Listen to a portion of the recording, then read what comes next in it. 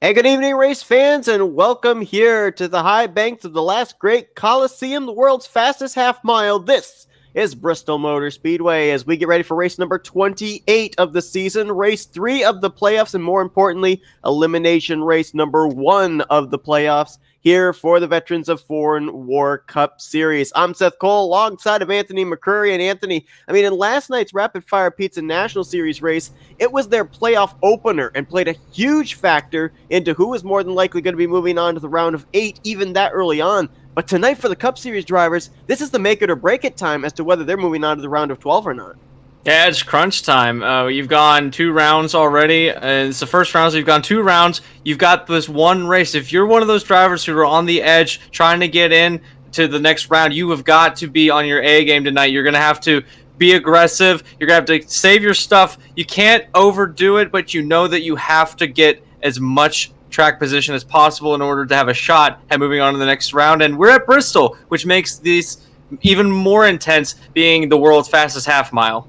And not only that, but if last night's race was anything to go by, nowhere on the track is safe, whether you're running first or 21st. I believe we have a total of about 19, 20 drivers that are going to be taking the green flag here tonight. And why that's important is because really the drivers that are in the hunt for spots into the round of 12 currently would be drivers like Chris Hansen and Oscar Jensen, who are 19 and 13 points ahead of the cut line respectively. Just on the outside looking in, Justin Carey, 13 points back. Tom Drayling, 13 points back. James Love, 14 points back. And Richard Reagan Jr. right now, 20 points back. However, I believe that both Richard Reagan Jr. and Tom Drayling are not in the field, so we know those at least are going to be 2 drivers that will not be moving on to the next round. Right, and that opens up some spots for these other drivers to get in. It opens up an opportunity for them to maybe take advantage over the fact that those drivers haven't made it into this race. And when you think about in that scope, it's that, if you can get into this next round, then once you're there, you're pretty much going to have to fight all over again if you're one of those drivers on at the bottom of the track, or at the bottom of the points. But when you get there, when you really, really need to, you're going to have to shine. Boyd Hogan's the only driver that's won here during this round, taking the checkers at Darlington and last week at Dover. Make that Richmond, rather. Right now, it looks like there are 6 drivers, and if they at least just finish this race, they will move on to the next round. Hogan, Benjamin, Pascoda, Gunisman, McWhirter, and Tart. Vincent Arthur, who's going to get us under the green flag, if he and Spencer Tart can at least finish up inside the top 10, they would move in based on the points gap they've got between themselves and that cutoff line. Indeed so, as we are under green flag conditions. Vincent Arthur got a nice run at the start of the race. He's actually broken up a little bit of a lead here, and he's got 2 drivers behind. That would be Chris Noble and Ty McWhite. I'm going to have a hard time with that name. The 96 car will be running in the top 3 positions. Back here, we got a battle for the 4th place. That'd be the 5th place position between the 32 and the 9. That's Larry Reed and Joseph Pascoda. You also got Ryan Strunk in that vicinity, as I think we did have an incident off of turn 2 with the 12 of Curtis Sawyer, but it did not bring out a caution. Didn't look like he hit anything either. And also the 4 of Brendan Burcroft actually started repair. Oh, Vincent Arthur, the leader, just wrecked. That was interesting. I don't know what happened. I looked away, and there's a few cars that's involved. The 9 has been involved as well. Big incident coming out onto the back straight. That would be the leader. Well, it was the leader at the time, the 24. Oh, Pascoda's car smoking there. Ooh. He pulled up there very close to the 8 of Chris Noble. I'm wondering if maybe the 8 got into the 24 or something. We know that short tracks breed short tempers. We're going to have to go back and see what happened, but I wonder if the 8 car of Noble might have been in the vicinity of what just brought out this first caution of the night. It wouldn't surprise me, as I've actually got it pulled up. They were running pretty normal. Oh, the 24 just got loose. Of course, this is open setup, and these drivers can set up the cars the way they want it, and you're right. And Noble did nothing wrong there. Oh, man. Piscota, hard hit down into that inside wall. Boyd Hogan with a near avoidance there as well in the 2 machine. And boy, because of nosing it into the inside wall, Joseph Piscota's night may be over. The good news for the 9 car, as I mentioned, he had such a big points gap between himself and the cut line coming into this race, 46 points, that he will more than likely move on to the next round regardless. But you know, we're always told that when we get down to these elimination races, even if you're going to be advancing into the next round, you want to have that good momentum.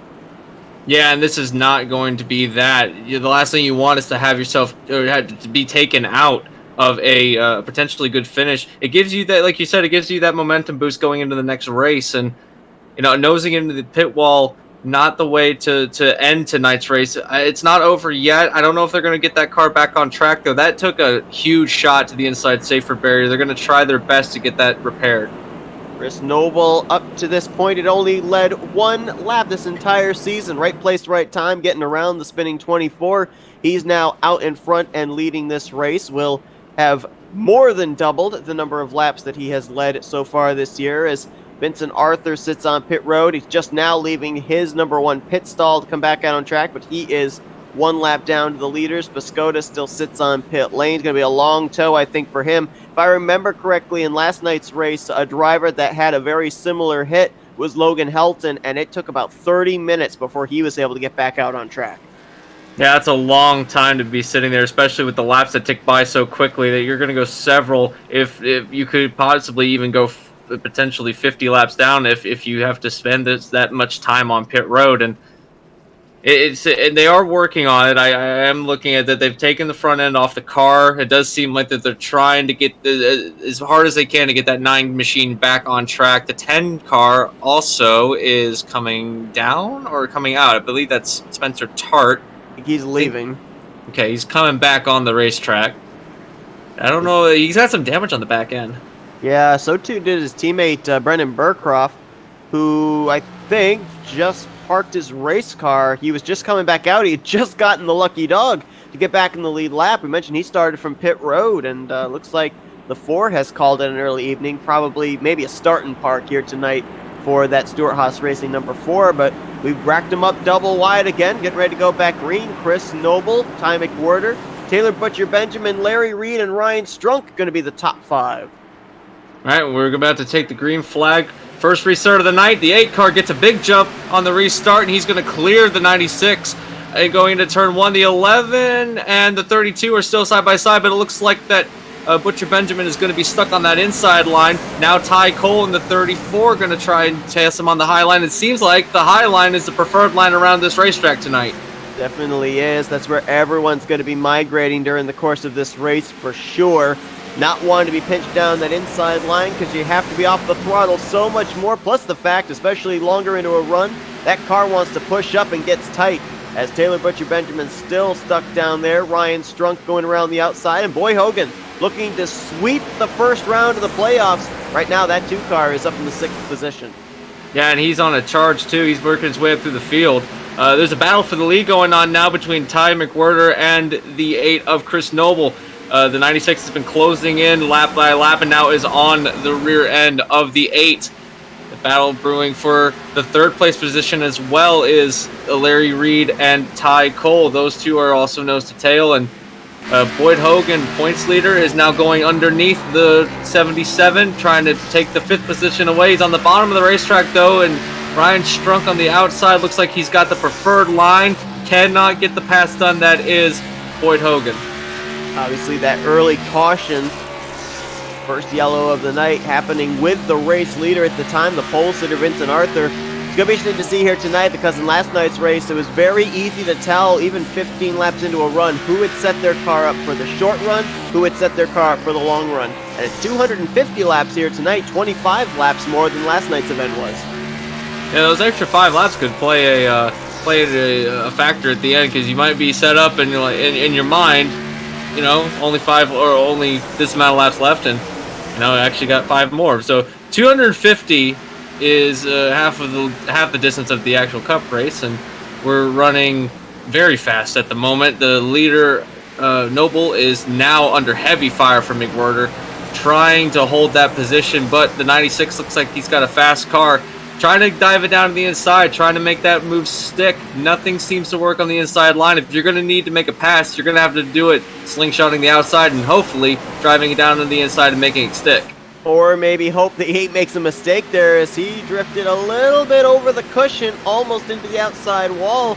Had to lift, lost some momentum, and McWhirter tried to get back to the inside there to take the spot away. Was not able to capitalize just yet. Not at all, and this battle is bringing in those 3rd and 4th place positions into this fight. It's going to be a 4-car battle for the lead. And once you get this group, actually make that a 6-car battle. I just looked back. 77 and the 2 are also in this fight, so it's getting much closer together at the front of this field. The 8 is trying to make that car as wide as possible, but he's got a lot of cars behind trying to aim for that lead position. Just to focus on the drivers around that bubble area, Oscar Jensen, who came in 13 points ahead of the cut line, right now in 9th.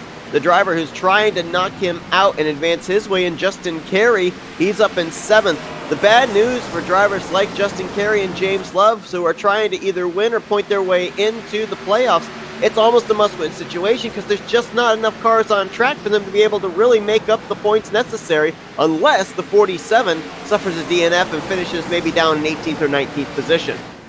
Yeah, it's in a, like you said, a must-win position for them. The good news is for Carey, at least, is that he's in the 7th place position, as you mentioned, running, actually catching this lead group of cars, and he's under fire from the 11 of Butcher Benjamin. And speaking of points, the points leader is now in 4th place position. He's been able to get by Strunk and Cole. Now he's setting his sights on Reed, McWhirter, and Noble, who are battling side by side for the lead. It's bringing in the 32 and the 2. This could be chaotic in a couple of laps. And this is classic Boyd Hogan. Sets his car up for the longer run. Didn't see him get that great of a qualifying effort here tonight, but has been able to slice and dice his way through the field, now trying to get by the 32 of Larry Reed. And one of those few drivers that is actually making the inside line work in terms of making passes. The reason for that, he's got tremendous corner exit speed. Mentioned this last night. Bristol Motor Speedway doesn't have very long straightaways, so if you get a good exit out of the corner and get to the inside before you get into either turns 1 or 3, you more than likely are going to be able to pass that car when you exit out of the corner. Yeah, you set yourself up for the next corner, and that's how you pass at this track. It's you have to be thinking 2 corners ahead if you want to do it. Speaking of 2 corners ahead, the 2 cars made his way out to the high line. He's trying to get around the 96, who's fallen back. The 32 has made his way up to the lead. Now here comes Boyd Hogan to the inside of Larry Reed, trying to take the 2nd place position away. He's got a very strong car on the inside line as the 34 is in the wall. I think he saved it. He did, but that was a really dodgy move. He's got a little bit of rear end damage, but good save by Ty Cole. And he's coming down pit road, and someone's wrecking. Right ahead of him. That was Noble, Jensen, Strunk, and I think there was another driver, possibly the 21 of Justin Carey. Wow, I don't even know what happened. I think that just those tempers in that battling. The 2 was involved as well. Boyd Hogan with a lot of damage there on the rear of his machine. It was like he got into the back of somebody also. That entire Mustang grill kind of pushed up flat. Yeah, it looks like that maybe they were trying to race too hard. Maybe they were all on top of each other. We saw how close they were battling for the 1st position. I think this might just be cars being too many cars in too little of a spot. Well, I'm going to wager a guess that maybe the 8 car of Noble got up into the wall, possibly.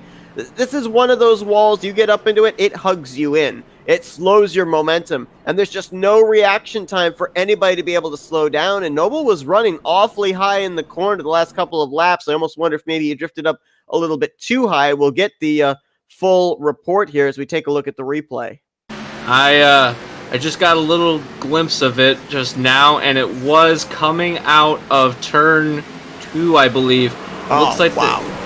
He got up into the wall, came down into Hogan, and I mean, there's nothing you can really do. Hogan was going for the position, but he just got clipped, and the right rear quarter panel set him in front of everybody. Oscar Jensen thought everyone was going to drift down to the bottom. He came flying in, got a lot of damage. Saw the 11 of Taylor Butcher Benjamin got a piece of this wreck as well. He was pretty far back too, so this wreck stretched throughout the field, and you got a feel for that. They were racing hard for position, and Hogan had that. He would have slingshotted away had he gotten around, but Bristol claims another victim here tonight. It claims a lot of victims here tonight as a result of such a high speeds at such a short track. We mentioned the fact that, nowhere is safe here on the racetrack. Our first 2 cautions have involved drivers up in the lead in both occasions. Yeah, and that's, nowhere safe anywhere. Don't think just because you're in the lead of the race that you're going to go clean sailing. It's proven at this race specifically that both of our cautions, like you mentioned, have been up at the front. And you just got to be situationally aware of what's going on around you. And unfortunately, I don't think there was anything that anyone could have really done in that situation to avoid it. That was definitely racing deal. It's a cutoff race. You have to race aggressively, even though that maybe you're not particularly in a points battle. You have to make sure that you have a good showing no matter what. And, the leader, Hogan, I think he had a healthy enough points lead that this isn't really going to affect him. He's definitely locked into the next round, but you got to think, just like we mentioned earlier, it's got to be gutting when something like this happens so early on in a race, as we're only on lap 36. And all of a sudden, this has brought new faces up into the conversation of maybe winning this race now, with the fact that, Oscar Jensen has now called it a night, brought his 47 into the garage area. Justin Carey, who was battling for a playoff spot, now 4 laps down, trying to get damage repaired. He was the one that ran to the back of Boyd Hogan, who's got a lot of rear-end damage. Ryan Strunk, Taylor Butcher Benjamin, Chad Gunisman. These are drivers we know are moving on, more than likely, based on where they are in points, but may not be winning tonight's race. We've now got Ty McWhirter up there, almost kind of pulling Chris Noble from the last caution. Right place, right time, and inheriting the lead as he gets us back underway. Oh, and he swirled his way to the lead on the restart. He got really loose and almost went up into the 32, but gets it going straight. That could have been another incident at the lead of the race, but he is still going forward. He has got a pretty good gap as the 32 and 34 of Reed and Cole are battling side by side. Now Reed gets away, going to try and set his sights on the 96. Curtis Sawyer, who had a great run going last week at Richmond, now to the inside for 3rd on the FSN Customs Ford of Ty Cole. And Ty McWhirter, one of those drivers that comes into this race points-wise looking like he is definitely going to advance into the round of 12, but a lot of momentum on his side as well. Last week at Richmond, he ended up finishing down in I think it was the 10th position after getting involved in the late caution. That did not reflect in any way just how well he had run that night. And then back at Darlington, McWhirter was able to bring it home in 3rd. So, he's had strong cars the last 2 weeks and has just not been able to find victory lane since all the way back at the Michigan race. Well, he's in a good position to do so. He is under fire from Reed, but he's got a fast car tonight, and if he keeps this up, he could find himself in victory lane tonight. That is, if Larry Reed doesn't decide that he wants it more than he does. He's down to the inside, trying to make the pass stick on that inside line. Looks like he's still alongside, not able to do it yet. The 96 not going away. Larry Reed has been very competitive in a lot of the races we've seen him in. Maybe his best chance of winning was back at Las Vegas before he got involved. I think it was in a pit road penalty and subsequently DNF from the race. Look at the 10 of Spencer Tart. Now, the reason this 10 car is pulling up here, we forgot to mention the top 6 drivers stayed out under that caution. Spencer Tart was the highest up on fresher tires, and we're seeing what happens here with fresh tires versus old tires, but Why did those drivers stay out? Because these drivers were only given 4 sets to use during the course of this 250 lapper. And you gotta really conserve your tires if you're gonna make 4 sets last the entire distance. And 250 laps is not a short distance to go on 4 sets of tires. And the 10 car on new tires, you're seeing how much faster new tires are compared to old tires as he's rocketed away. Even though that car's got some damage on it, he is still like a lightning bolt, just pulled away from Reed, who's gotten by McWhorter at this moment. He's actually pulling away from McWhorter. And now he's under fire from the 12 of Sawyer, who's going to get to the 3rd place position, unless he has a go at him. That could have been interesting.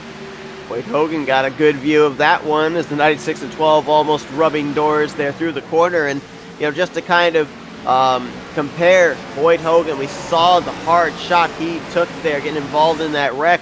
He's only been able to work his way up to 5th place. He is on the same number of lap of tires as Spencer Tart, and Tart's been able to work his way up to the lead. So I think that front end damage very greatly affecting this White Deuce. Absolutely, and he's struggling to get by cars now, and we didn't see that happen before. He took a big shot too. I'm honestly surprised that this car isn't slower than it is, and he's still making passes. As you can see, he's getting by Werder on the inside still. So it's still a fast car. It's just that car looks very poorly compared to how quick it's running. John Mullins is now up to the 7th position. He also stayed out under that caution. He pitted under the 1st yellow, stayed out under the 2nd yellow, and right now up inside of the top 10. Another driver just behind him, Zach York, actually battling right now for 8th position with James Love. Good runs for both of these drivers, although for James Love, he is practically in a must-win situation here tonight in that 88 machine. And he's got a long way to go to get there. He's, believe, a total of 8 seconds behind our leader, and he's been in a battle with Love for the last couple of laps, and it's kind of slowed down his progress. He's got a much faster car than York does. Now he's going to run down Mullins. I said Mullins, he was in a battle. He's actually been in a battle with York. He is running down Mullins now. That 88 machine is pretty quick tonight. Definitely whoa, is. Whoa, as we say that, he checks up and gets a piece of the wall. He is okay, though. He looks like he's going to continue on. I didn't see that. It didn't look like that was going to do a lot of damage, but you got to think that's kind of scared him a little bit. Well, it was about, lap 30, 35 in last night's race that we really started to see the tires go away, especially the rear-end grip for these drivers. And for drivers like James Love that came to pit road under the last caution, they've now been out there for about 23 laps on their set of tires. Battle is really heating up here from 2nd place on back, though. That's where you find the Ford of Sawyer, the Ford of Hogan, and the Toyota of Reed. Those 3 right now separated by half a second. Yeah, and that's also reeling in Noble into this battle, which was also involved in that wreck earlier on. And it's crazy how close these guys are battling. As Noble's going to go for a position on Reed. He wants to get back into the lead as quickly as he possibly can. Him, Tart, and Hogan are all in the same tire strategy as you mentioned, so they've got so much fresher tires. Again, like you said, the tire allocation they have tonight, you got to think they're kind of reworking their strategies. I don't know how they're going to go 250 laps on after they've pitted. You got to think their tires are going to be screaming at the end, but so far they've got really fast cars. In fact, Hogan is now going to try and go on Sawyer for the 2nd place position. Meanwhile, Tart has just pulled away and has not looked back. I mean, Boyd Hogan is picking up spots, but we have to remember that is because he is on almost 40 lap fresher tires than the drivers ahead of him when he made the pass there on Noble for 3rd, and now looking to get by his teammate Sawyer for 2nd place. But to your point, he's still mired back here in 3rd. Spencer Tart out in front showing the way, and Spencer Tart, he's looking for his first win of the season. We ended up seeing in last night's race a number of drivers in the hunt to pick up their first checkered flag of the year, and right now Spencer Tart looking to make it back-to-back nights. Indeed he is. He's going to the inside of the 20 to put him a lap down. He's starting to catch some of the slower traffic. First time tonight we've seen the leaders have to encounter lap traffic, so we'll have to watch and see how they get around and keep the lead for Tartan in a sense. And as he got 2 cars battling side by side in front of him, that's the 11 of Butcher Benjamin and the 19 of Jack York, who is going to be holding up the 10, I think. 10's got a much faster car than these two, but these two also in a battle of their own, and probably no sympathy for the leader, as they don't want to give up any time either. Well, right now, what they're technically doing is if they get past, they'd be battling for the lucky dog. So they're trying to create a little bit of a wall here for the 10, maybe allow their teammate Chris Hansen to get back up here and get back in the lead lap. But look at Tart, shoots the gap up the middle, does clear the 11, and now sets his sights 1v1 on the 19 of Zach York. If he completes this pass, only 10 drivers will be on the lead lap. Need to update on drivers that currently are either on pit road or out of the race. Brendan Burcroft, Oscar Jensen, and Justin Carey all have retired from the event. They are 16th through 18th. The 9 of Joseph Pascoda has actually come back out on the racetrack. He is 39 laps down, but in the next 6 laps or so, he could move up to as high as 16th place. And Vincent Arthur sits on pit road in the 24 car. He's been on pit road for the last 40 laps or so, now 49 laps down. Right at this current point in time now, it looks like Chris Hansen, as long as he finishes this race, he's advancing to the next round. Same for Ryan Strunk. The big question mark now is that 88 of James Love, who's been able to work his way up to 6th. He needs to either have one or of two things happen here.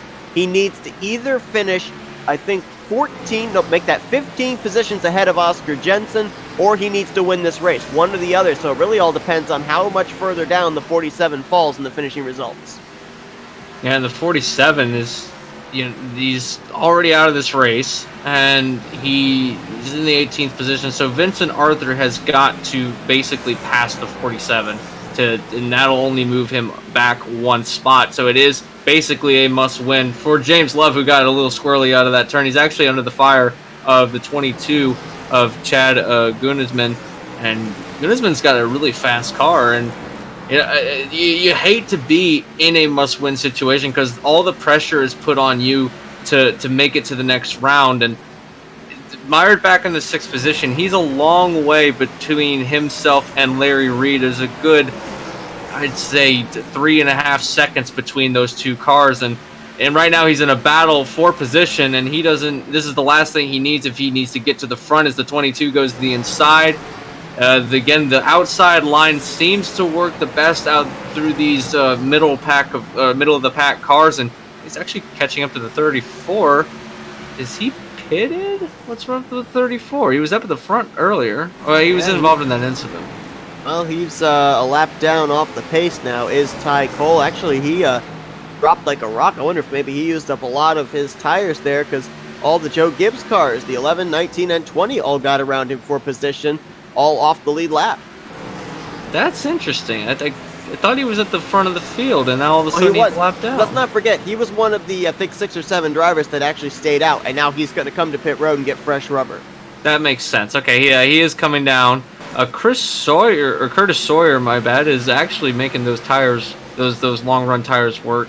But yeah, the Ty Cole needs to get some tires now, as they're 77 lap old, and he is the first car to come down for a scheduled stop in tonight's race, as Spencer Tart continues to lead here tonight.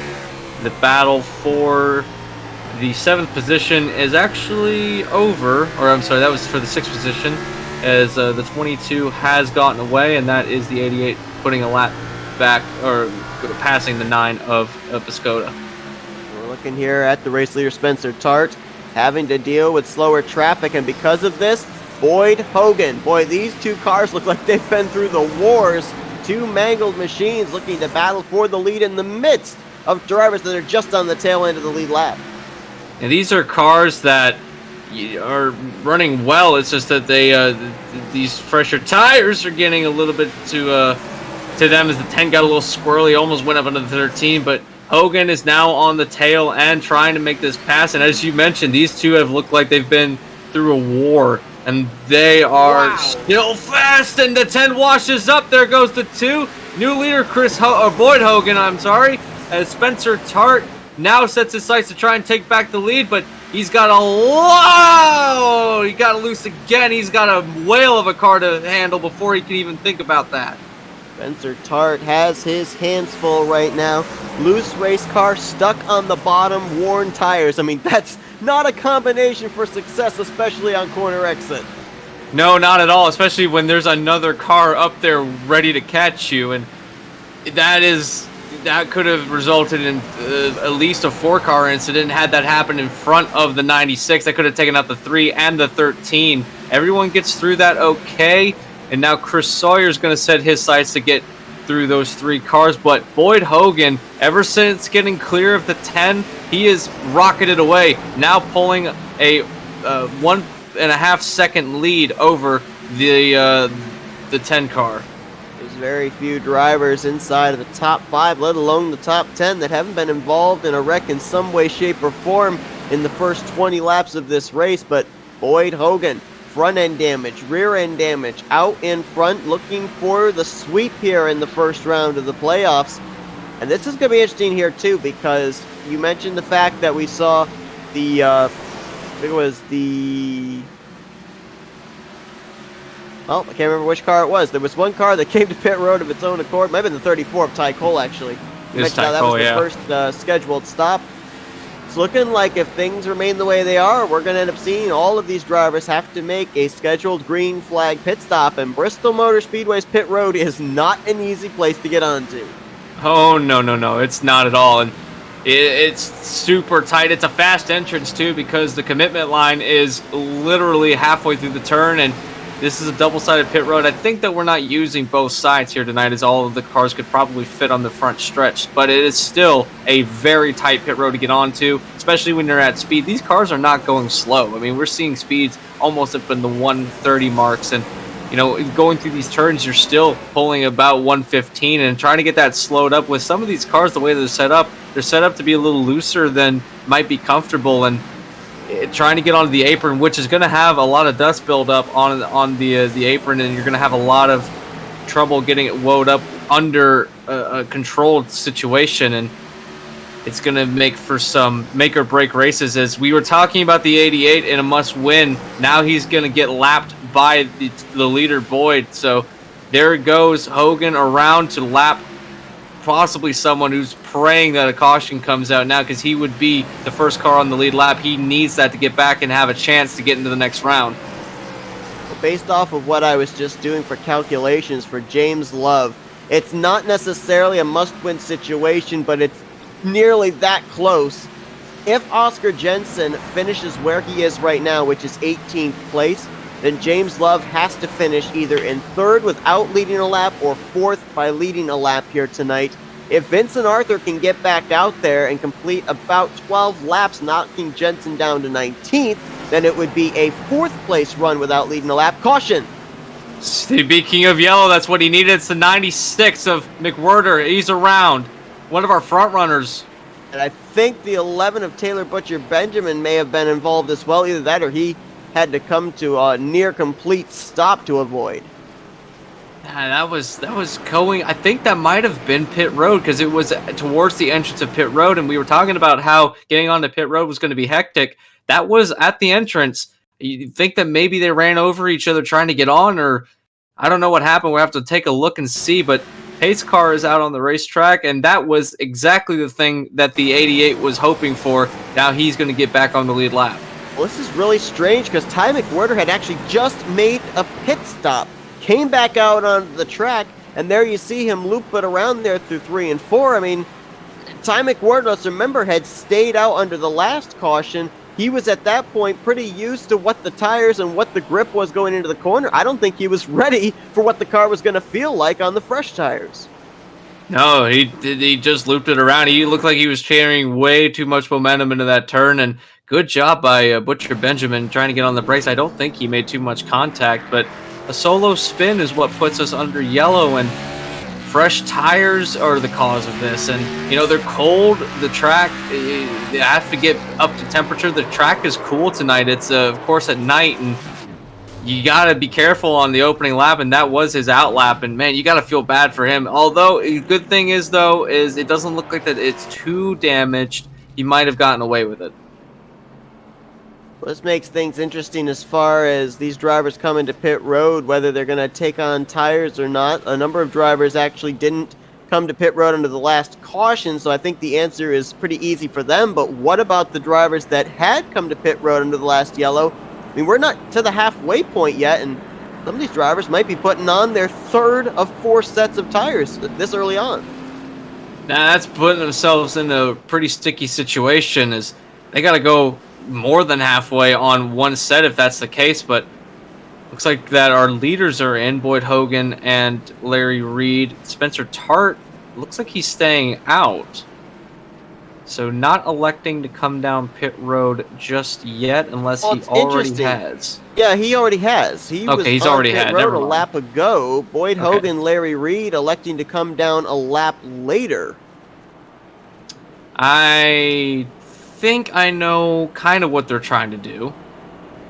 There's only, 7 cars, I think, on the lead lap. So yeah, now there's 7, the furthest you drop back is maybe 6th, 7th place on this restart. I don't know. Maybe they were just trying to get a clean pit road, but at the same time, I don't think it matters because you can ghost through people in iRacing. But I don't know what the strategy is there. But maybe they obviously know more than we do, and so far, nothing has really prevented them from getting back up there. I mean, because Hogan is now 7th, Reed is now 6th. I mean, they've got fast enough cars; they can make their way up through the field. Not really sure who was the recipient of the lucky dog for this one, because 11 of Taylor Butcher Benjamin, I think, would have been the recipient of the free pass, but he did get a little bit of contact there from that wreck, so I'm not sure we do have a lucky dog here under this caution period, as Spencer Tart, Chad Gunisman, Curtis Sawyer, and Chris Noble. That's your top 4 as the green flag's back in the air. 150 to go at Bristol.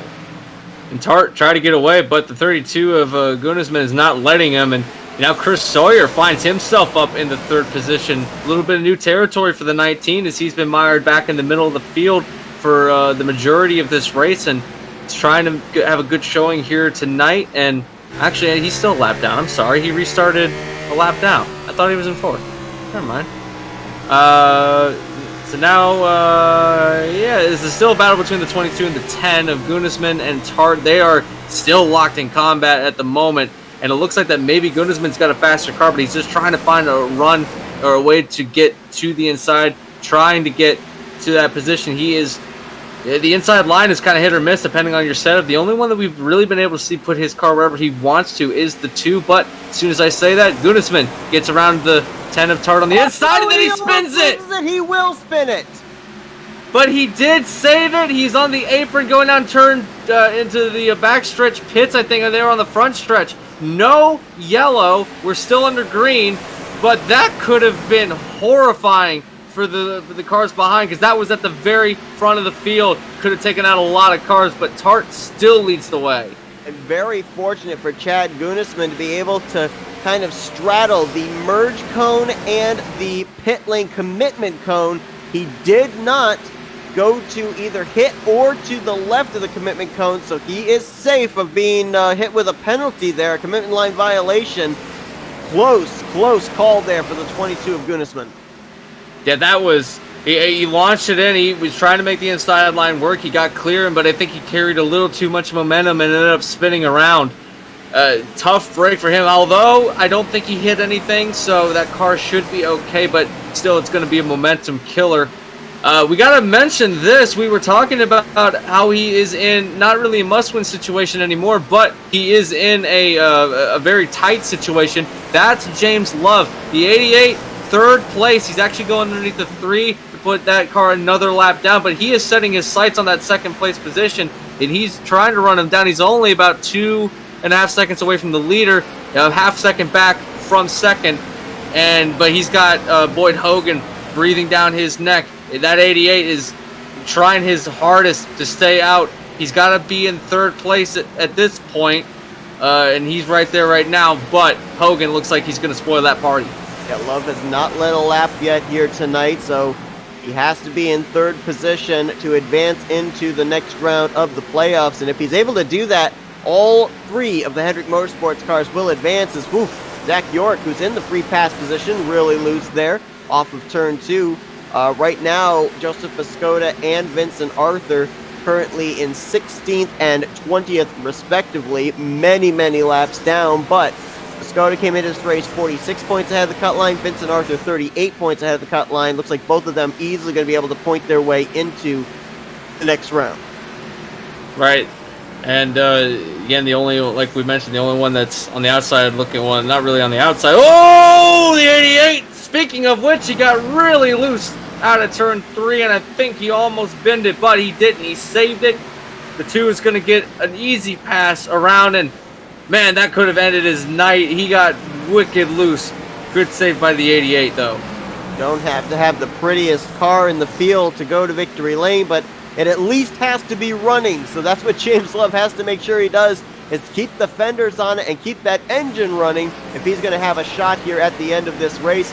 Now falling back into the clutches of Chris Noble for that 4th position. And I was looking at Chris Noble. We saw him out in front in the early stages of this race. He's actually looking for his first top 5 of the season, but having a great night here at Bristol. Yeah, he is. He got his 5th place position at the moment, and given the amount of cars that are on the lead lap, the worst he can do right now is 6th, and that 6th place position almost killed himself in turn 2. So he's trying to keep this 5th place position. Hopefully he can hold on to it. As these cars, I guess it must be the track temps, the way the tires are handling, but it seems like a lot of these cars are so loose trying to get around these turns. They're trying their hardest to hold on, as Noble almost has an incident. He has some major wheel spin as the 88 blinks out a little bit, comes back on the track, but now give that position to Noble. Not quite. He's trying to make the pass on the inside work, but Love still with that position, trying to hold on for dear life. Ty McWhirter probably should have a bowl of popcorn there in the car with him, getting to see this show out his windshield as the battle for the lead starting to close up. Spencer Tarts had to deal with a couple of lap machines. Ryan Strunk in the 77 going another lap down. Sawyer has cut the gap down to 0.7 of a second, and we are now into the 24th lap of this stint. This is about the time that we really started to see Spencer Tart struggling with the handling of his race car. Yeah, indeed. And you know, as we go further on into the run, it's going to be more of those, more of that happening, where these drivers are going to struggle with their cars. And give credit to them now, because they've been able to maintain these this amount of aggressiveness throughout the entire race. And these cars have not looked like they're the easiest to drive. And looking back here, and a good example of a loose car that's really quick despite the amount of damage it has is still Boyd Hogan, as he's now getting around the 3 car. We need to look back also, because I think, yeah, there's a battle for 7th place going on. Is back there. It looks like Boyd, I just saw it, got a little tap from the 3, and he's going to slide up the track. Those 2 could have had a major run into the wall. But Zach York and Taylor Butcher Benjamin are in a battle for the 7th place position. This is a battle for the lucky dog, and depends on a number of things. That 11 is also looking really poorly from that earlier incident where he slid in to the 96. He's now running. He's running well. It doesn't look like he's able to put his car where he wants to in order to make the pass on the 19, though. Why it's important that these 2 are battling for that lucky dog is up here. The battle for 4th place could be where we see our next caution take place, as James Love and Chad Goodisman almost got together. Love pushes up the track, this time almost into the 8 of Chris Noble. These guys have been close quarter racing the last 5 laps or so. Yeah, and it's still continuing, as James Love is now falling into the clutches of that aforementioned 96, who is 4 laps down behind the leader. He is now trying to get, he's trying to pull away and get at least one of his laps back, but that car had an extended stay on pit road. There was some damage from that spin. He had a fast car tonight too, so you got to feel bad for him. It's showing, even with that damage, he's still got a fast car, but it took some time to repair. Now he's 4 laps down. He's got to have a lot of luck if he wants to get even back within 1 lap behind the leader. As speaking of drivers that are a number of laps down, Vincent Arthur has now made his way back on the track. The 24 is now running around this race circuit, and that is good news for people like James Love, who is hoping that that car will be able to leapfrog up through the field to get at least ahead of Oscar Jensen, who, if Vincent Arthur stays on the racetrack for another 10 laps, he will be able to do that. So for James Love, it's looking a little bit better now that that 24 is back on the racetrack. That would move the required finishing result for the 88 to the 4th position if he does not lead the lap here tonight to advance into the next round over the 47. I don't know when it took place or how it took place, but I was looking and it was about 0.8 of a second from Spencer Tart back to Curtis Sawyer. I blink, I look back, and now Curtis Sawyer has the lead and has pulled the gap by over 2 seconds over Spencer Tart. But Spencer Tart's had some major fall off. These guys are on the same tire strategy. It just seems that maybe the damage is catching up with the 10 machine, as the 12 is definitely a little better on damage than these two that are running in 2nd and 3rd, that being Hogan and Tart. They both have had a considerable amount of damage on their cars, and you think that maybe the longer the run goes and the worse the tires get, that damage will become more prevalent. They'll start to notice it more. Maybe being masked by the... Oh, sorry to cut you off. We nearly just had a wreck there in a battle for 8th place. Oh, what would happen is John Mullins and who was it, John Mullins and Zach York, or who was it? York nearly, I think he got into the back of the 13 of Mullins. Mullins' car was starting to spin, but fortunately York lifted, gave him the chance to recover, but that was quite a stack up with 13, the 19, and the 3. Wow, and that could have been another. We've had a lot of close calls here tonight, and you got to give credit to these drivers for keeping it clean for the most part. We have had a few cautions, but you got to admit that they were kind of unavoidable incidences where they were just running over each other. Given the nature of the track, how tight it is, it's really hard to avoid something if it happens. And right now, Zach York, there must be something that happened to that car. That car's fallen off. He was pretty fast, but now that 19 is looking a bit slower than it used to. Maybe the tires got a little bit cooked when he made the spin, or maybe he got a piece of the wall and now there's something maybe not quite right with the alignment. But that 19 is now gotten passed by the 3 and almost came down into the 22 of Gunnisman. That could have been a huge problem, but Gunnisman gets by the 19, hoping that a yellow comes out or the cycle of pit stops happens, because he needs to come down pit road pretty quick the way that car looks like it's handling. Chad Gunnisman 4th place on the lead lap, but in a lot of traffic, has about 9 seconds to make up here on the race leader and 5 seconds to make up on Spencer Tart. If he can get up there, for the first time this season, we could maybe be in line for a Penske Racing 1-2-3 finish, as Boyd Hogan got around Spencer Tart a couple laps ago for 2nd place. Yeah, if Gunnisman could get up there, then they lock out the top 3, and that would be really good for the Penske team. A good showing here tonight for all of their drivers. And Spencer Tart, there is just something that is not right with that car, as he's now getting passed by some of these lap, or he's battling with these lap cars, but it's hard. It seems like it's harder for him to put his car where he needs to get around these lap cars. Speaking of Penske, we had to give a bit of credit. Tonight seems like it's the Ford's night to shine, as the top 4 are all Fords, running respectively quicker than most of these other drivers on track. The closest manufacturer other than a Ford is Chris Noble, running in 5th place, and then the Toyota of Butcher Benjamin running in 7th. But tonight, Bristol seems that it's all about the Fords. Yeah, it's really surprising, because in last night's Rapid Fire Pizza National Series race, it was looking like it was all about the Toyotas. And you just mentioned Taylor Butcher Benjamin, the highest, right now a lap down in 7th place. Currently, speaking of lap down cars, now James Love got lapped, and so therefore he is in the free pass position, as he actually, I think, is battling now with Taylor Butcher Benjamin for that free pass spot. This is the battle for 6th. Yeah, this is an important battle for 6th, and it looks like the 11 is actually faster than the 88 of Love, and this is important for Love, because if he falls too far behind, he's going to be caught. If a yellow does come out, he's still going to be caught a lap down, and he needs every position he can but the 11 of Butcher Benjamin seems like he's found another gear as he's pulling away.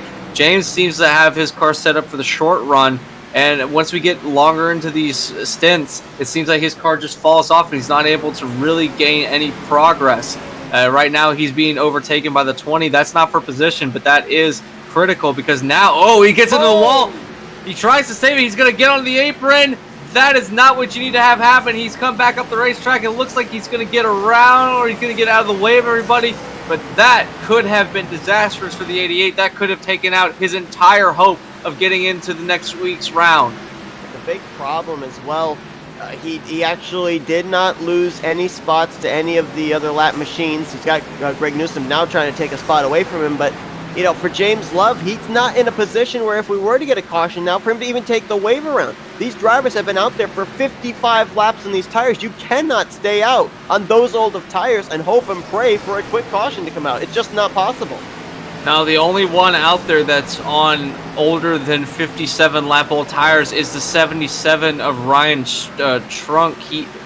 He is on 82 lap old tires as we come around. That car is it's been in a little bit of a poorly situation. There's something not quite right with that 77, but I think he was one of those drivers that took a couple of his a couple of his allocated tires a little bit too early, and now he's got to make this set stretch until he can pit for his last set. I think he's on his third set already, and he's the slowest car on the racetrack wholesale, and it's just due to the fact that his tires are almost 100 laps old. That's a lot when you consider that a lot of these drivers pit around when their tires get towards that 70 mark, and he's still running on the track in the 15th position. He's 17 laps down, so really nothing to lose as far as track position goes. The closest car to him to take a position away from him would be Piscota, but he is a total of 66 laps. That's his interval. I'm sorry, I was looking at the wrong graphic. He is 22 laps down. Piscota is 89 laps down. Still, considerable amount of distance. James Love, we were focused on him on two separate occasions. The first time when John Mullins was actually squeezing around the outside to take a position away, moving up to 8th.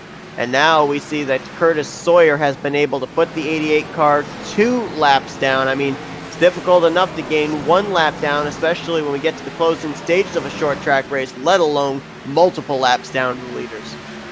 Very true. As the 10 has come down pit road, he actually looks like he spun on the pit road. I think he did. Yeah, he was correcting himself. So he was trying to get on a pit road, and that was the thing we were mentioning earlier about how hard it is to get on a pit road under green. And yeah, it looks like he looped it around. That's going to be an extended stop on pit road, not because of the pit crew, but because of his spin. He's going to be a little bit far behind. He's actually taken some damage. I think he's getting that repaired. Unless they're not waiting for fuel, so that's going to be even longer of a stop for the 10 car. This is going to be heartbreaking for him. He's going to go multiple laps down. I don't think he's going to be able to get those laps back. We were mentioning that Penske 1-2-3. We've got one right now, and barring a charge from Chris Noble, it looks like that towards the end of this race, it's going to be all Penske. Well, Spencer Tart finished second last week at Richmond. Subsequently came into this race a total of 40 points ahead of the cut line, so I think he's another driver that as long as he finishes this race, he is safe to advance to the next round. But, these drivers all went back green with 150 laps to go. Do we see the majority of these drivers maybe split this final run in half, come to pit road with about 75 laps to go? I think that would be the smart thing to do. Maybe come down and get those tires, and that way that they're not so worn by the end of the run, because we're seeing some times fall off quite a bit. As I think the 22, never mind, I just saw something pop up on my thing that was actually just it catching up on the lap count. But when you come down pit road, if you can come down, maybe get those tires so they'll be within a reasonable window where the fall off won't be so critical. That way you'll have something that if you have to battle later on in the race, you're able to do so.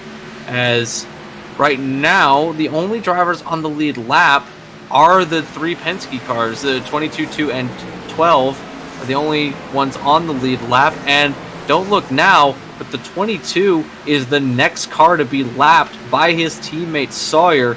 they are almost on the same straightaway. This could be coming. This could be a two, maybe even a single car race by the end of this. Yeah, we had, I think it was 6 or 7 cars finished on the lead lap in last night's race, and that was largely in part to the fact that we ended up having quite a number of late yellows, drivers getting lucky dogs and get back in the lead lap. I mean, at one point we were destined to have maybe as few as 2 cars finished on the lead lap, and we're almost to that point as well in this one. We mentioned Boyd Hogan was looking for the sweep here in this first round, but if Curtis Sawyer is able to close out the deal, it's a Penske sweep in the first round. And how about Curtis Sawyer? I mean, he's only got 1 top 10 this season. It was a top 5. That was in last week's race at Richmond. And we could very well, as I mentioned, be going for a weekend sweep of first-time winners. Last night, Barry Stevens got his very first Rapid Fire Pizza National Series win of the season. Curtis Sawyer looking for his first Veterans of 4 or More Cup Series win tonight. Yeah, and he's doing it in dominating fashion, too. And getting that first win is going to be a huge momentum boost, even though that maybe that you've had some bad luck throughout the season. When you get your first win of a season, it sets you up on a higher pedestal mentally, and that allows you to progressively get better as the season goes. And this season's coming to a close, but so far he has dominated the latter stages of this race. He's looking like he's a good potential for his first win. As long as nothing happens to him, he's pretty much got clear sailing. He's pulled a gap of 9 seconds to his teammate Hogan, which has fallen off. He's been battling some lap traffic, and that's allowed the 12 to pull away. Also, Hogan's got a considerable amount of damage on that 2 car. Sawyer has kept his car clean tonight. He's got one of the few cars on track that doesn't have any damage in any sort of way. And, later in the race, we mentioned earlier, if you don't have any damage, your car is still pretty good, even though the tires are starting to wear down. And I think we're seeing it bite Hogan now as he is struggling to keep pace with his teammate. But, there's always a but. Curtis Sawyer has only taken part in 6 races this season. Boyd Hogan has been in 20. Pit road could very well play a huge factor into the outcome of this race, and you may possibly think that the ability to execute on pit road, maybe the ability to be aggressive on entry, could be in the camp of the 2 car. Oh, absolutely. He's got more experience getting onto pit road in these cars in this series. He will undoubtedly have the advantage to get in, and although that could be bad, because that might mean he might make a mistake. He might think he could take more in than he can and try to leapfrog and try to close the gap to the 12 car. That could end up bad for the 2, but pit road is always a lottery, especially at this racetrack where it's so tight to get on. Then you don't really know what's going to happen until you get to that point. I'm actually looking forward to see this next cycle of stops, because I want to see what that 2 car can do. This might be his best shot. If he can rocket onto pit road the way that we've seen him do week in and week out, then he might be able to get up back to the rear end of the 12. And as we've seen earlier in the run, that 2 car is lightning quick. Absolutely is. Ooh, James Love into the wall just ahead of race leader Curtis Sawyer, who ducks down to the inside to avoid him. You saw him just moments ago lap his teammate Chad Gunnisman, so now only 2 drivers on the lead lap as we close in on 65 laps to go. And it's so incredible, 2 different nights, but it's almost like the same story playing out. In last night's race, 2 of the strongest cars of the night, the 2 BJ McLeod cars of Logan Helt and David Santini, getting involved in a wreck. Both of them had been to victory lane multiple times during the season, and we were wondering, when is that 3rd entry of Barry Stevens going to go to victory lane? Well, he closed out the deal last night. If you take a look here at Penske Racing, another 3-car team, Boyd Hogan, multiple wins, 12 on the year, including the last 2, the first 2 playoff races. Chad Gunnisman, while he's not gone to victory lane, he finished out 2nd in the regular point standings and has been very consistent here during the first round of the playoffs. So you've kind of got the same story here, the 3rd entry out of the camp, right now pacing the field, looking for his first career win. Yeah, don't count out those drivers that come in late into a series. They have something to prove, and they've got a hunger. And we've seen it out of Sawyer, especially tonight. Last week at Richmond, we also saw it out of him getting his top 5. He wants a win. and he's put himself in the best position possible tonight. He's got the dominant car right now. I'm struggling to find out who actually has the pace to beat the 12 car as we go further on the run. And, you know, it is kind of scary how last night and tonight we've had basically so similar of a race that it's almost mirror image of each other. As the 12 continues to put on a clinic, now putting the 8 another lap down. He is on a tear, and he is not letting up. I can answer your question very easily as to who has a car capable of battling with Curtis Sawyer, and that's no one. He is running lap times anywhere from a tenth to a tenth and a half faster than everybody else that's out there on the same number of lap tires as he has. Yeah, and that kind of momentum is critical in these latter stages of a race. Don't look now, but the gap between him and Boyd Hogan is 10 seconds, and at Bristol, so you say 10 seconds, okay, at a mile and a half, all right, that's a pretty big gap. At a road course, that's a fair gap. At this track, you're almost a lap down, as we're running almost 15 second lap times. He has almost lapped the entire field and continues to gap himself between him and Boyd Hogan. As we see the 13, that's fresh tires for you. The 13 just came down pit road of Mullins. He came down to get a scheduled stop, and you could just see how much faster a car on fresh tires is. And that might be a wake-up call for the 2 car. Maybe you're thinking, hey, I can't beat him right now as it is. Let me come down short pit. Maybe I can haul it towards the end of the race, try to get back to the 12. Oh man, James Love. Oh, I thought actually he might have gotten hit with a speeding penalty. He actually looped it around off of turn 2 after just being on pit road about 5 laps ago. Oh, that's horrible for the 88. This night continues to get worse and worse. He's 2 laps down now finds himself in the 14th position. He was up as high as 3rd at one point in this race. He needed to be there. Tough break for the 88. He's still going on, but you got to think that he's a little bit disheartened after that, as he can see the 2 car. He knows that he needs to be up there with them, battling on the lead lap. But again, 2 laps down to the leader. That 88 looking in an awful way. Yeah, and because of the struggles of James Love now 8 laps down, that pretty much solidifies already. And we're still 50 laps away, but already we already have a good idea of who the top 12 will be moving on to the next round. And that would include Oscar Jensen, who's going to be finishing this race out in the 19th position, getting the final transfer spot. It looks like Justin Carey, who's also DNF, Tom Drayling, James Love, and Richard Reagan Jr. Those will be the 4 that will not be moving on to the next round of the playoffs. That's a tough break for those drivers, especially for someone like Love, who had a shot here tonight and just couldn't get it done. But, you know, you pull it for Oscar Jensen. We haven't seen much, if any, of him tonight. He went out very early on in the race, didn't get to see what that 47 could do, and he's still going to make it to the next round. And, you know, that was something that, you know, he's probably sitting in the garage area watching this race, hoping, or he was, before the 88 had all these problems, he was hoping that something would happen, that he would be able to at least make it back into the next round, and he's gotten his wish. He might have wrecked out, but don't count him out. He'll be in the next round. Well, there's no doubt in my mind that James Love, the big thing that hurt him was he was unable to make the race at Darlington. And with missing that first playoff race, he was unable, with Richmond and here tonight at Bristol, to make up the points gap between himself and Oscar Jensen. Jensen started all 3 of the races here for the first round of the playoffs. However, every single one of them was a mediocre finish. He finished 20th out of 20 drivers at Darlington. He finished 19th out of 19 drivers last week at Richmond. And of course, here tonight, going to be finishing 19th out of 20 cars. The big problem for James Love was that in that Darlington race, Oscar Jensen got points. He did not. James Love unable to make up that deficit here in his 2 starts, as opposed to the 3 starts Jensen made in this first round.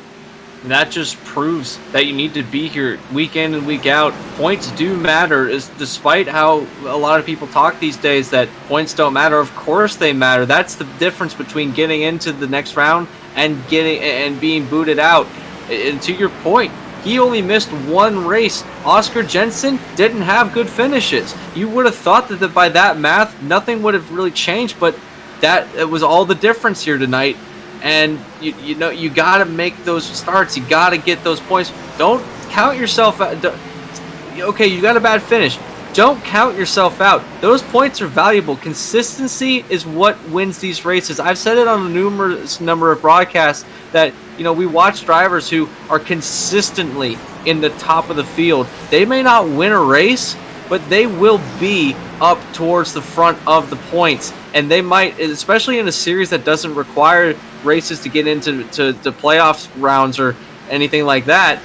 You know, you could win a championship without winning a single race, and it's a good showing tonight of how important points are.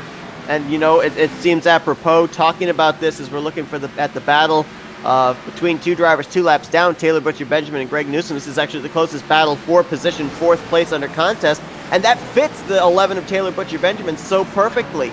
He's not gone to victory lane this season, but in 27 starts, 6 top 10s, 6 top 5s, 20 top 10s, won the regular season championship because 1, he showed up for all the races, and 2, he ran consistent. Yeah, and he's having another good run here tonight. He's running 4th despite being 2 laps down.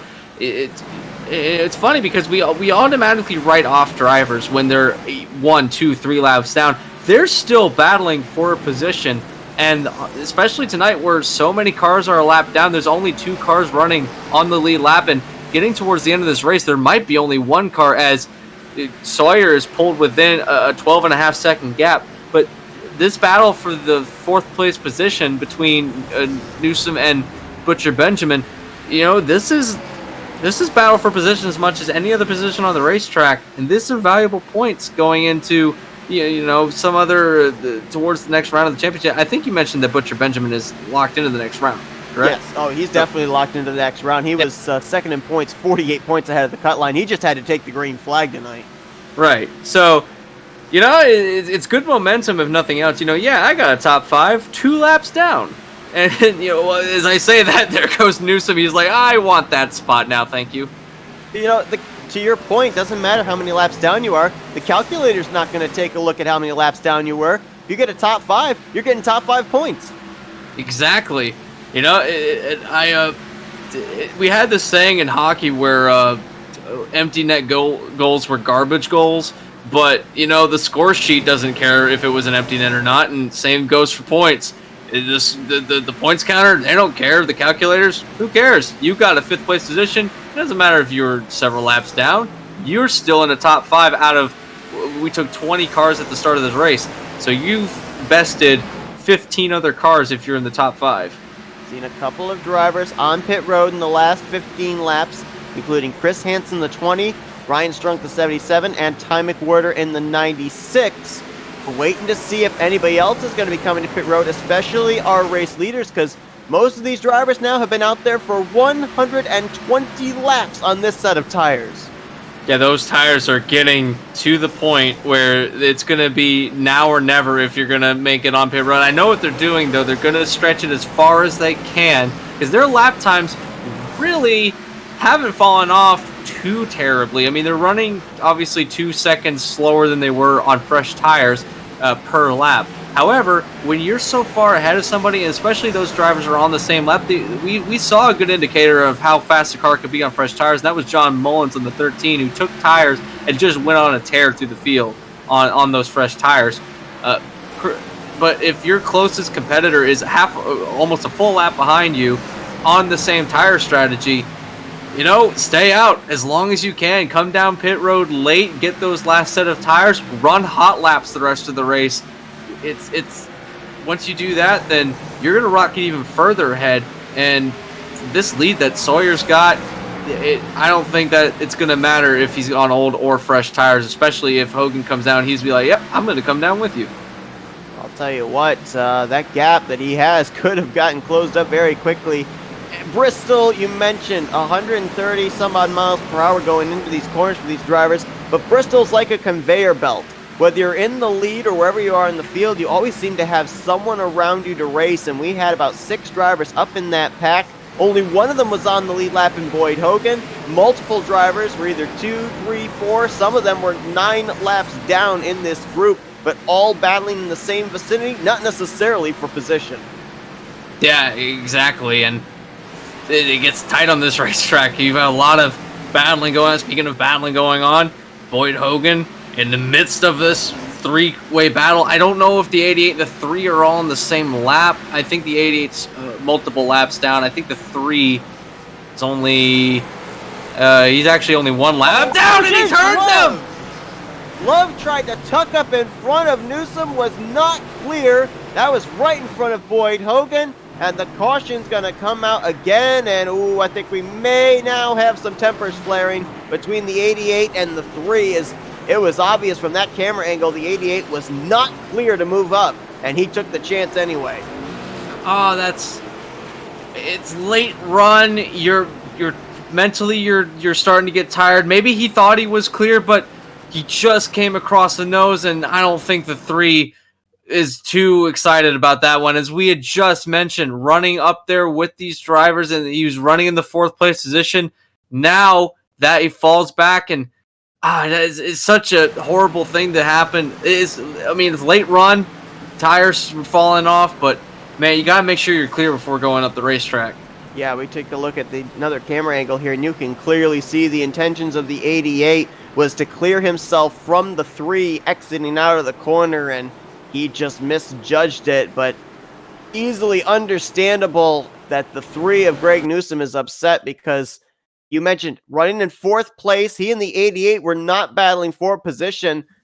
James Love was 8 laps down at this point in time, and Greg Newsom, who was en route for maybe even a top 5, depending on what happened in the closing stages of this race, now with a lot of damage on the front end of that 3.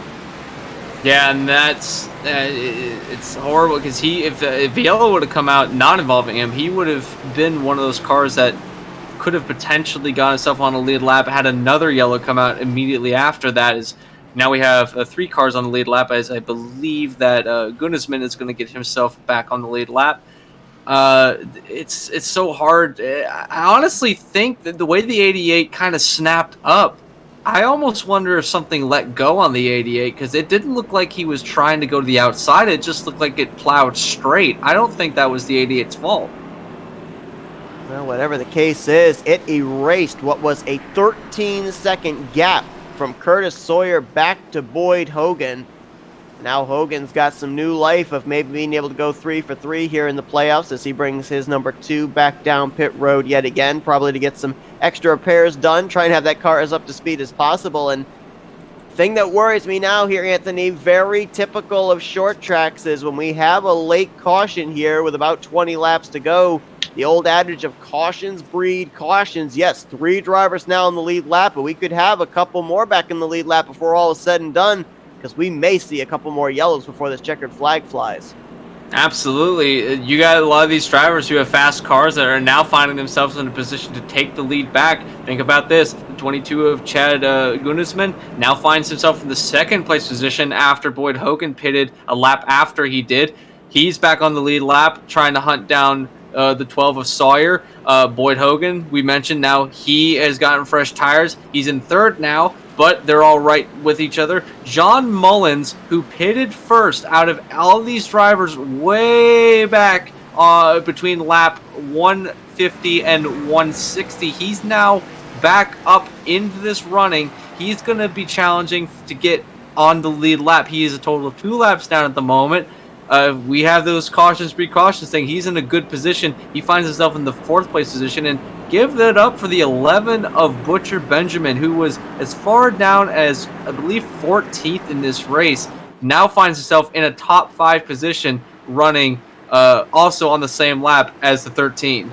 Green flag back in the air with Sawyer and Hogan the front row.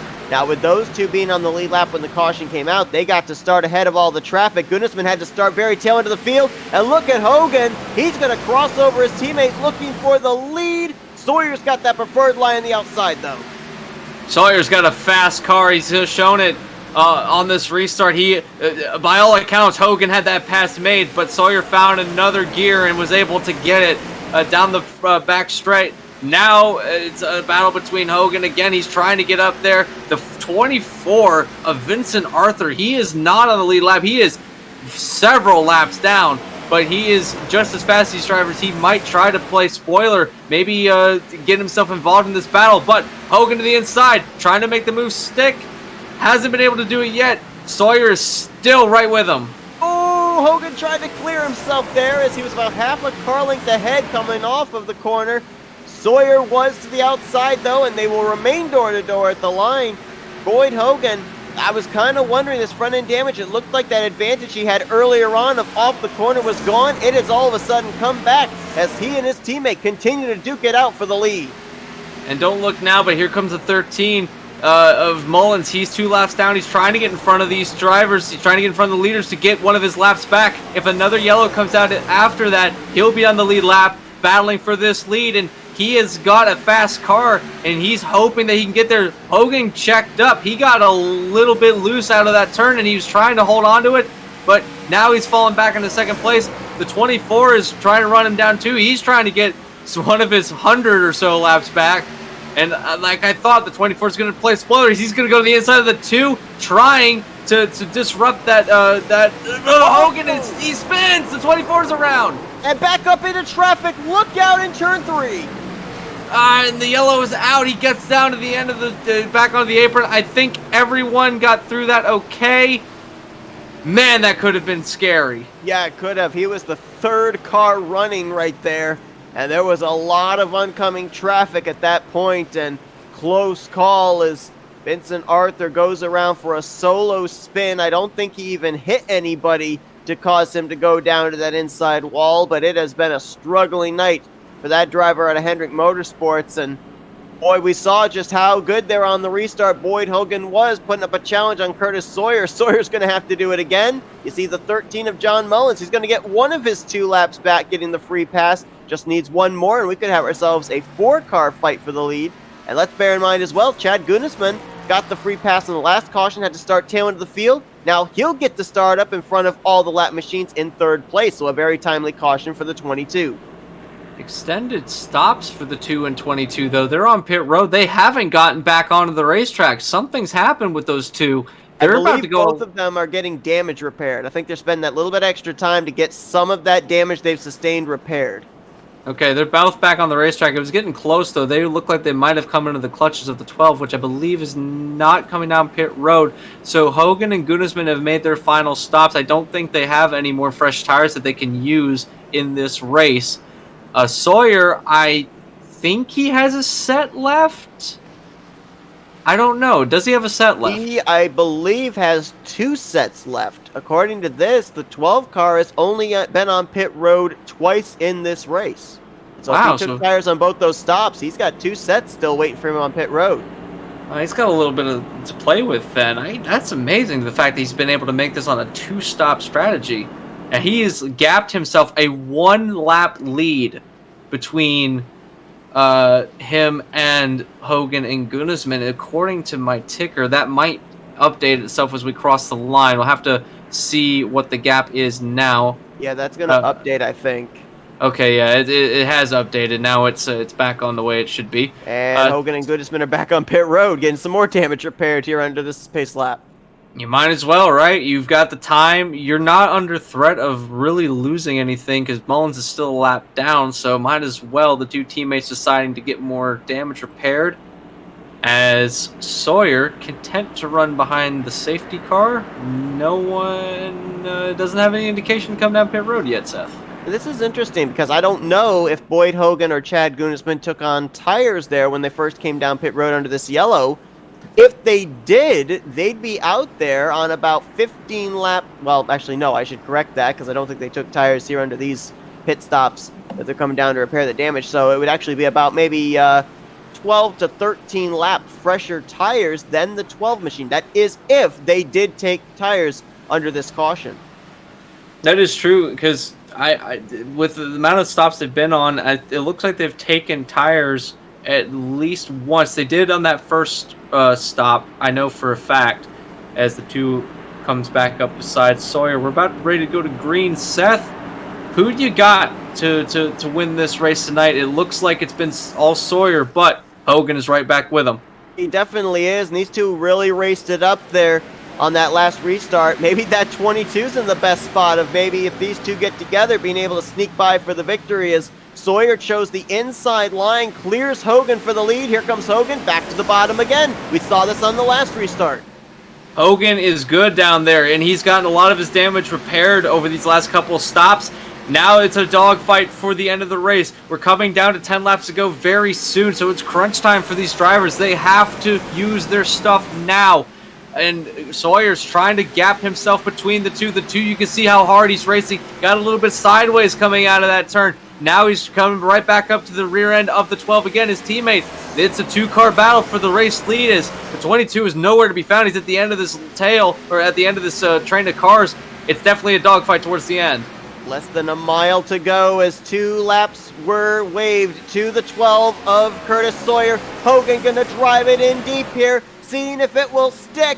Off the corner, not quite able to get there. White flag in the air. Sawyer looking for career win number 1. Hogan looking for career win number 13. What happens in 3 and 4? We're about to find out. A dive bomb from the 2. He's gonna try it, and they get contact. No! Both of them dive.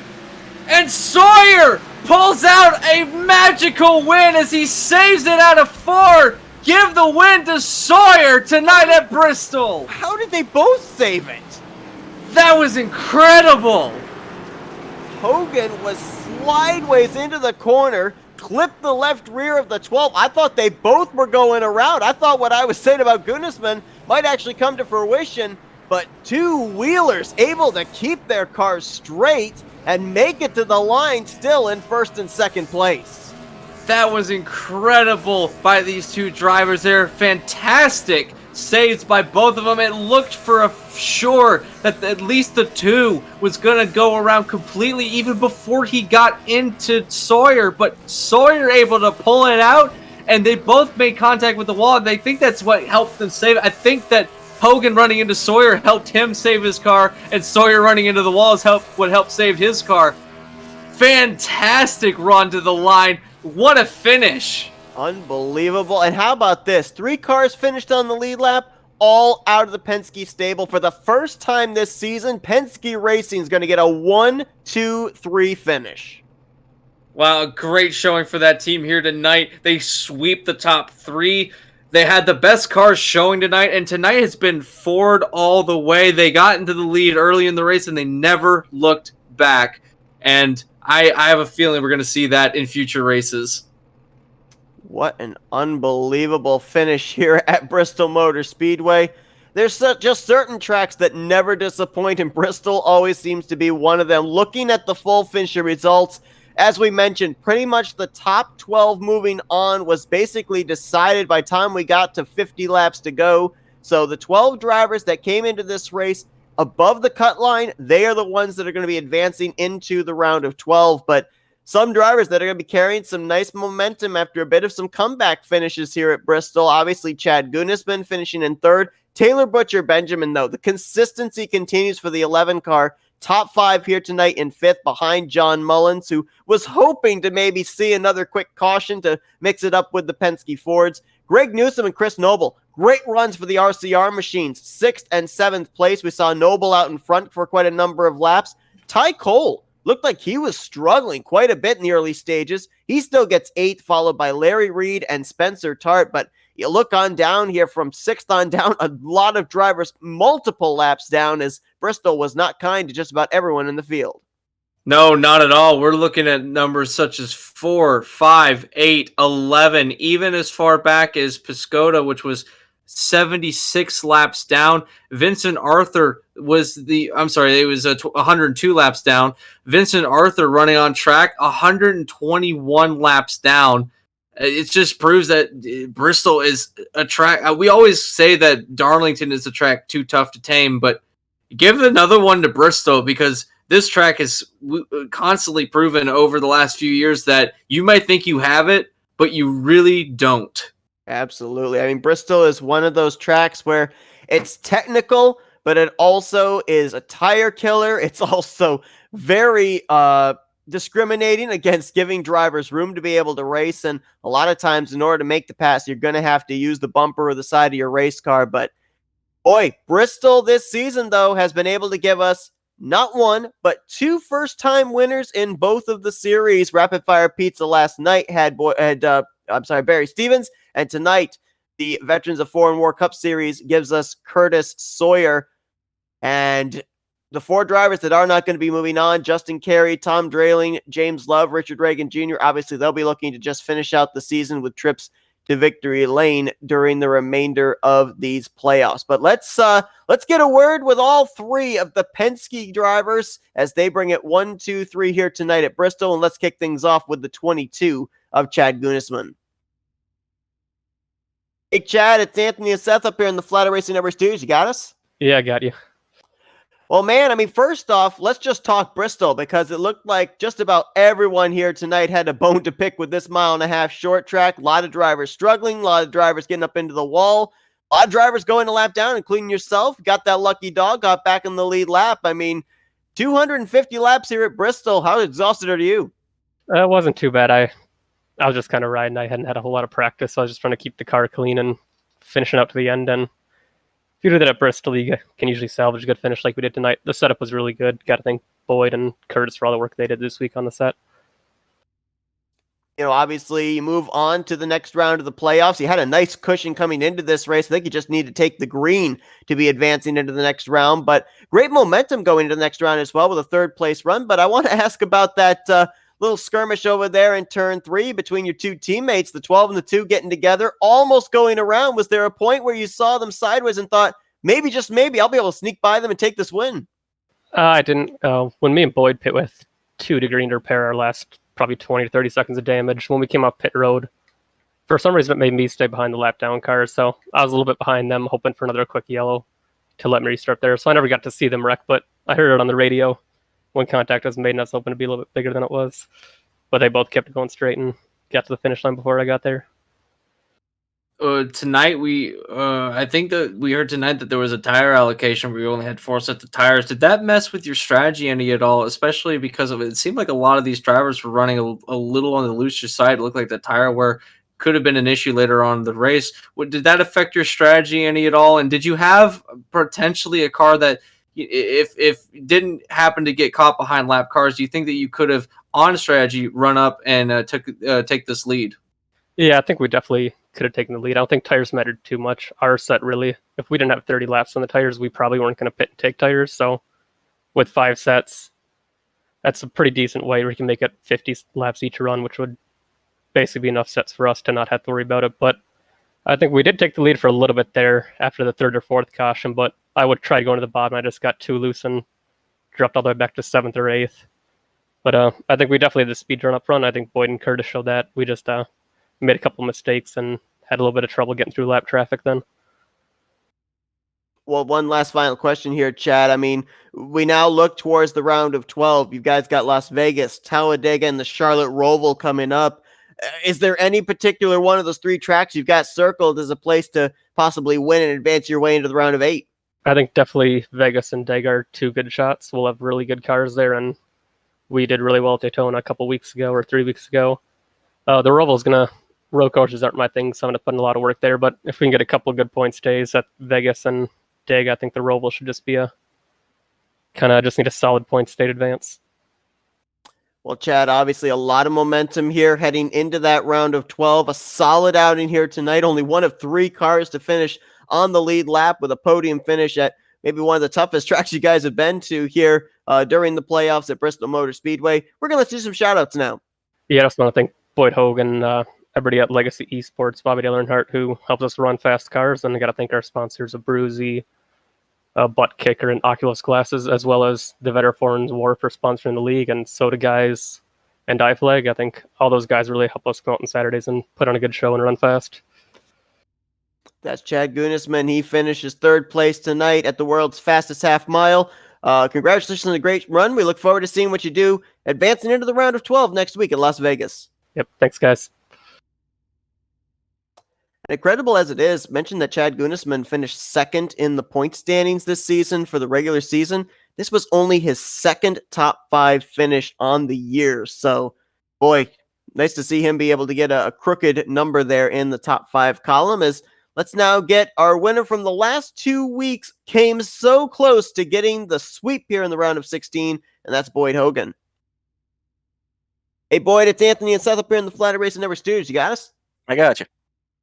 Man, Bristol, tough on drivers here this evening, unforgiving, and you were just in the wrong place at the wrong time. A couple of points there. I mean, how difficult is it to avoid wrecks when they're taking place in front of you? Well, I mean, the one in front of me wasn't too bad. The only one that really got to me was the one getting wrecked out of the lead. If that didn't happen, I think we would have been all right. Obviously, you told us when we talked to you not only 2 weeks ago at Darlington, but last week at Richmond, you just want to go out there, win as many races as possible here during the rest of this season. You almost were able to completely sweep the races here in the round of 16. Gave it a couple of good shots there in those final restarts. What little bit more did you need to be able to get the 12? About 100 RPM. That was about it. I mean, the first damage killed my car. I don't know how we're hitting walls in the middle of the straightaway, or why, especially that early. And getting wrecked into 3 didn't help. But yeah, I think that's about all I needed, really. I mean, Curtis is a badass and one of my best friends on here, and I love the guy to death. And you say we didn't sweep, but we swept. I'm telling you right now, that car, my car, Chad, like we were all hauling, man. That was one of the best cars I've ever had, and we did it as a team. It wasn't just me. And I want to thank everybody, on Legacy Esports. Curtis himself put in a lot of laps this week. Sam King put in the most, man. He was running 1,500 laps for me just last weekend trying to get the car ready. Everybody at Legacy, Ashton Crowder, Dave Siltman. There were a lot of hands on this car this weekend. It was one of the best ones I think I've ever had personally. So got to thank those guys. And great win to Curtis, man. I mean, it's been well documented that, I'm out of the league next year because of winning. But my cars aren't going anywhere, and Curtis is going to be here next year, and whoever else, and they're here to kick some ass too. So they showed it tonight, and glad we could bring it home. Yeah, that was fantastic battle at the end of the race. I would quickly want to ask you this: that last lap dive, that was probably the most aggressive move we saw tonight. I thought for sure your car was going to stick. That was a fantastic finish at the end of the race to cap it off. What was going through your mind when you chucked it into 3? Because I was honestly expecting something to really break loose, but I was on the edge of my seat the whole time. I was like, this is incredible. Yeah, it was. If there was anybody else besides Curtis there, I think I could have pulled it off. But Curtis and I had talked about it all week, and Cale Gale's one of our teammates, and I think for the most part, everybody kind of knows his deal and how he stuffed Kyle Busch in the fence off of turn 4 at Homestead one time and just dragged him all the way to the stripe.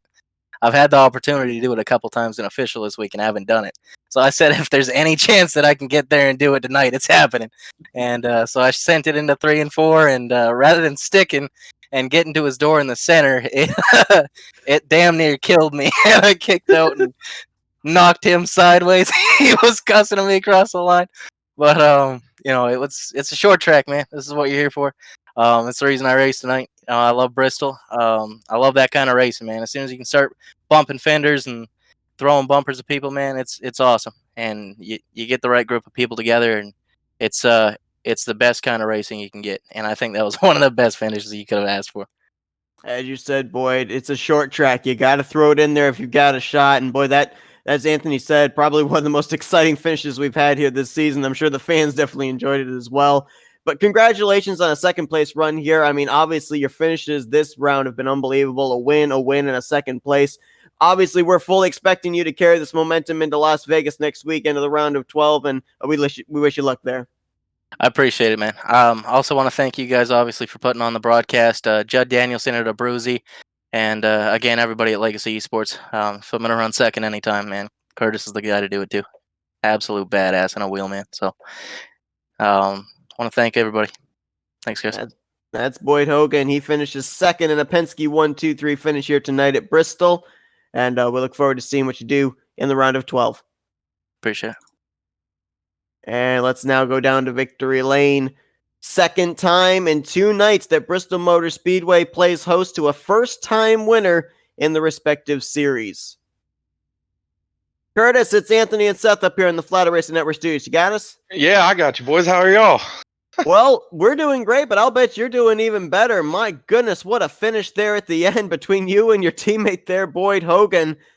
For a moment, Anthony and I absolutely thought both of your cars were going to be spinning around there out of turn 4, but both of you were able to save it. I mean, was there any point you thought, yeah, this thing's going around and I'm going to have to try and make sure I get back through the gears and get to the line first? Well, I knew on that last restart after we'd been side by side for a little while that he was going to have a shot at it, even with all the damage he got from that early caution or wreck. And so I kind of knew he was going to throw it down in there. I mean, I've been racing with Boyd for a while, and he ain't gonna give you no win, no matter if you're on the team or not on the team. So I didn't know it was going to come out like that, but I knew he was going to throw it down in there and give it every bit of what it had and maybe a little more. And luckily, I was just kind of up there and close enough to the wall to where it really couldn't spin, and I just kind of waited for whatever was going to happen. Yeah, you mentioned about waiting for something to happen. We saw you not take a time in qualifying, start towards the rear of the field, and then make your way through a number of those big wrecks we had in the first 50 laps of this race. Was that part of the strategy there, and that's what got you out there to the front, or was it just circumstances seemed to work out in your favor? My qualifying just got a little loose off one of the corners and just really couldn't post a fast time. I thought we posted a slow time, but it wasn't where we wanted to start. It was definitely not part of any plan, but once we were back midfield or so, it was just the idea was just kind of to pick them off one by one and slowly work up there and kind of dodge anything that might be coming early on in the run. Now, that last run was one of the most fantastic ones we've seen. And tonight, you take your first win of the season. Now, you came into the season late, have only ran, I think it was like 6 races before this race. How excited are you to get your first win in this series and do it in a spectacular fashion? I'm telling you, once again, that was probably the best finish we've seen, at least this season.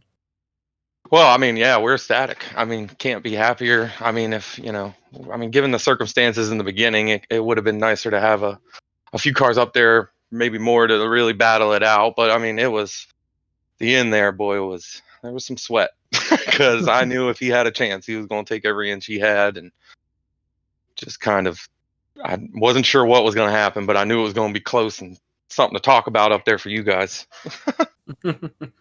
Obviously, Curtis, a lot of heads are going to be turning your way in the next season of the Veterans of Foreign War Cup Series.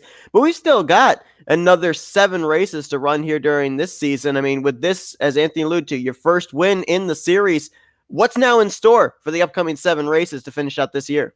No, we're just going to go hard and kind of try to win anything we can and just go out there and battle hard. Try not to make anything harder on the chase guys and get in their way. But we're here to win races, and next year we're going to go after it and see what we can get for sure.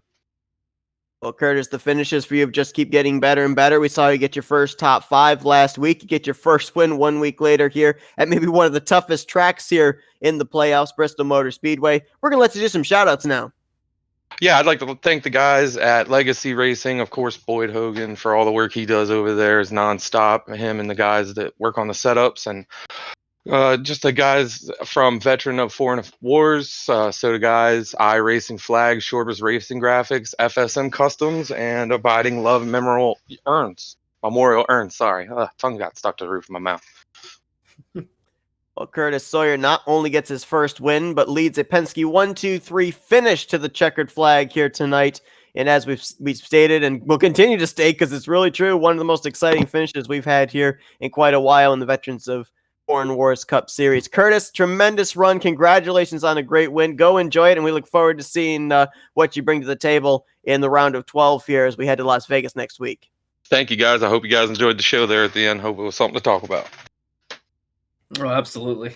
There's certainly no doubt about that. I mean, we just keep saying it over and over, Anthony, but I think the reason for that kind of a finish, and there's just one word for it, Bristol, short track racing always seems to bring this type of exciting finishes. Doesn't matter if it's maybe even for the win, could be for a 5th place position. Someone is always in the same vicinity as somebody else, and there's always some wild finish coming to the line. The speeds are low enough where so I have this theory on why short tracks are like this, is that because the speeds are low enough where the aero package on the car isn't going to be so critical. We see at fast tracks like 1.5 miles, 2 miles, that they are aero dependent, and if you get into dirty air, it can sometimes make your car hard to slide down into a corner and get close to somebody and race them hard lap after lap. But short tracks, that's not that big of an issue. You take Bristol, which is a short track, it's a 1/2 mile. You take it with the high banks we have here, the highest banked 1/2 mile track that we have on the circuit. You combine those two with some of the most powerful cars in the entire world, some of the best drivers in the entire world, you're guaranteed a fantastic show. And again, Bristol did not disappoint here tonight. Now, I've said it before, I'm going to say it here tonight. Bristol's probably the perfect short track in the entire world. And what a racetrack as well to, kind of give us some stories to talk about in the middle portions of this race, of drivers possibly being able to point or even win their way into a spot in the round of 12. But as we alluded to, it's going to be Hogan, Benjamin, Piscota, Gunisman, McWhirter, Tart, Arthur, Rush, York, Strunk, Hansen, and Jensen. Those are going to be the ones that will move on. Justin Carey, Tom Drayling, James Love, and Richard Reagan Jr. Unfortunately, their playoff road ends here tonight. For those 12, as mentioned, we look ahead here, Anthony, at the next tracks in that round of 12. Las Vegas, okay, 1.5 miles. Talladega, big-time wild card track. You never know what's going to happen there. And then the Charlotte Roval. I mean, there's some drivers that absolutely hate the road courses. They're going to have to try and survive there, even if they're down near a bubble spot. Yeah, it's a good mix of different types of circuits too. The 1.5 miles, the 2.5 mile super speedway, and then the road course. You're gonna have to learn how to drive all 3 of those different track types and do it well if you're gonna want to advance to the next round. And that Charlotte Roval race, drivers say they hate it. You're gonna have to not hate it if you want a spot, as you mentioned. Think definitely, unless you're a road course ace, just about everybody's going to be gunning for victory lane at Las Vegas Motor Speedway so they can go to Talladega or the Charlotte Roval worry-free, knowing they're advancing into the round of 8. So next week could be a crazy one. Hopefully everybody will tune in, but we hope that you guys enjoyed our coverage here tonight from Bristol Motor Speedway. Incredible finish and a Penske 1-2-3 finish, with Curtis Sawyer taking his first career win here in the Veterans of Foreign War Cup Series. Anthony, it's been a pleasure having you in the booth here. It's been a while since we've been able to do it together, and boy, what a race to do it on. Oh yeah, I was waiting for the day that you and I would get to do one of these together, because it's been way too long. And yet tonight's race, perfect reunion for the two of us, and I'm looking forward to the future here, and I'm looking forward to next week for this series going to Vegas. It's going to be fantastic, and really just I'm feeling great. There's no other way to say it. I'm really happy right now. Well, there's going to be a lot coming up here next week as far as broadcasts. Tomorrow night, we've got the ASRA Dirt Sprints, a new league that we're doing, as they're going to be at Knoxville. Cars has their Martinsville race tomorrow night as well. On Monday, we've got Slipstream F1. I know you're going to be calling that race there with Sam. We've got G-Force on Tuesday. I mean, you look all the way down the week, we've got something for you guys that's going to be able to fulfill your sim racing needs. And some of these races are going to be taking place simultaneously on certain nights, but full week coming up here for Flatout Racing Network. We hope that you tune in all week long. But for one last time, for Anthony McCurry, I am Seth Cole. Thanks for tuning in here this evening to Bristol Motor Speedway, as you've been watching another production courtesy of the Flatout Racing Network. We'll see you guys tomorrow night.